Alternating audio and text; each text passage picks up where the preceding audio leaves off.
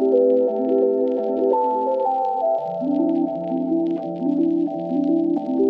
you don't have mud or neutral colors, you don't have range of variety from really saturated colors to neutral colors. I'm Mary Jane Begin, author, illustrator, and professor at Rhode Island School of Design. So what I'm going to do is demo for you, utilizing dry pastel sticks, how to mix neutral colors, how to make neutral colors. And what I'll use here is a dry pastel because oil pastels, another variation, is kind of a sticky, viscous consistency, and I wouldn't be able to push it around very easily, whereas the dry pastel is very malleable, very easy to move. I've got my color wheel, so we can refer to the primary colors versus the neutral colors versus the secondary colors. So the first way to create a neutral color is to take 3 primaries and mix them all.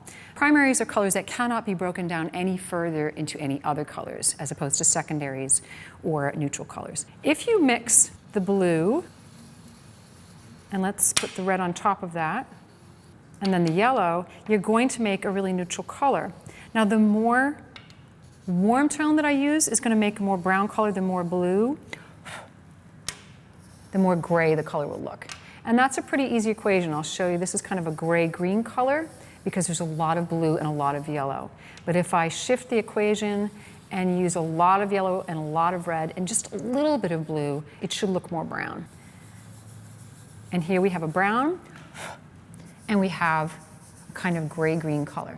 Now, this is a great way to make a palette because these colors work with these primaries. These are the parent colors. These are sort of infant colors that come from that. So there's a relationship, and that's really important to remember.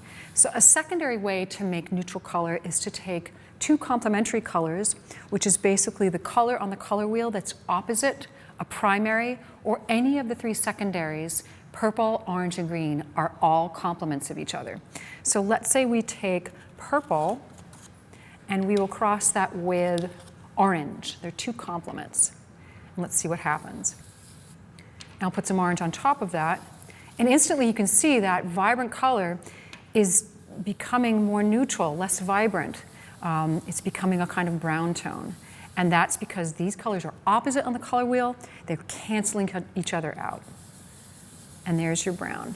So it's the second way of making a neutral color.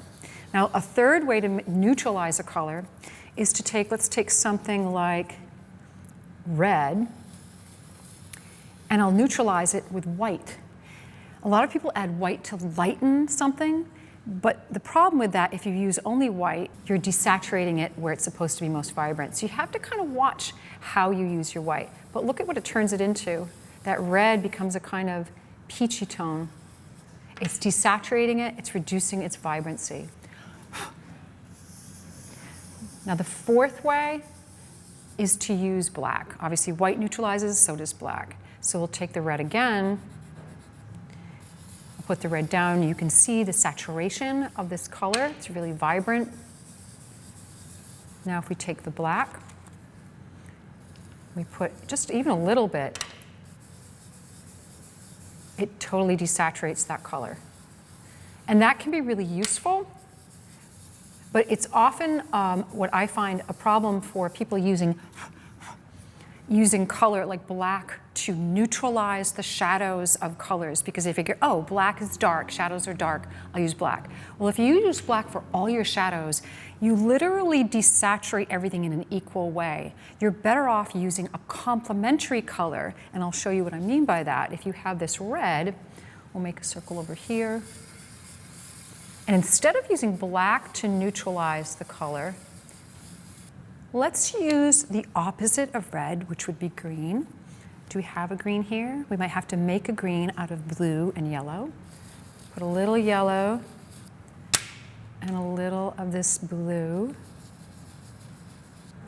And I'm not adding too much because I want to desaturate it, but I want to show you the difference between this color and this color. Add a little bit more blue. So the difference really becomes that even though the red is desaturated because the blue is an opposite, it's more energized as a color. You can still see the heat of that red. You cannot see it here because the black has just made it really, really cold. So I'm gonna try to make a kind of like a red ball. So if I pop this red on one side, I'll add a little bit of orange, a bit of red.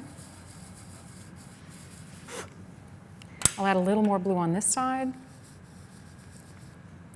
You're using not just value to suggest that form, you're using value, complementary relationship, the orange color, orangey red, to a kind of blue-green tonality.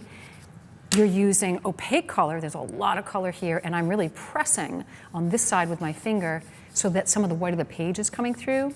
So you have transparent color versus a kind of opaque color.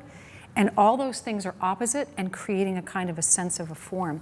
Now, if I really want to lighten this up a little more, I can always go in with a slightly lighter red to create a sense of light. But I want to watch that I don't go right to white, because white will make this look like a pink ball instead of a red ball. And that's, again, that's a common mistake. People using white for the lit areas, black for the shadows, deadens the whole color. So if you look at this versus this, they're still feeling like it's a red ball. There's contrast, there's value contrast, but it's based on a complementary relationship, and it's a neutral value in the shadow versus a saturated color in the light. As I said, without neutral colors, without, we won't call it mud, that seems sort of like an insult. Without those neutral colors, we couldn't have a full palette, so they're really important to your palette. If you're interested in seeing more in-depth courses on CreativeLive.com, just search my name. I have more courses on color and character and illustration. Thank you.